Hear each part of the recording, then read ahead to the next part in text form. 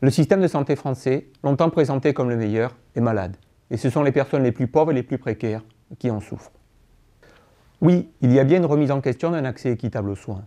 Démarrée avant la crise, cette situation est aggravée depuis 2008. Augmentation des franchises, augmentation des restes à charge, complications administratives, les personnes les plus précaires ont de plus en plus de mal à se faire soigner. Nos équipes sur le terrain sont confrontées au jour le jour à des choix difficiles. Des personnes viennent et se doivent de faire des choix entre se faire soigner et répondre à des besoins fondamentaux. Mais cette situation est aggravée par des politiques qui rendent malades, qui éloignent du soin les populations roms, qui éloignent des systèmes de santé les populations migrantes à Calais, à Dunkerque ou ailleurs. Oui, il y a bien aujourd'hui des politiques qui rendent malades en France.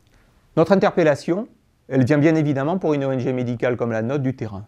Aujourd'hui, dans les 22 centres de consultation de médecins du monde, dans plus de 100 programmes en France, des constats sombres, des constats inquiétants. Un quart des personnes que nous soignons dans les centres de médecins du monde viennent tardivement. 2/3 des enfants de moins de 6 ans ne sont pas à jour de leur vaccination. 68% des femmes enceintes que nous suivons n'ont pas accès à des soins prénataux. Enfin, 85% des personnes reçues dans les centres de médecins du monde n'ont pas de couverture médicale.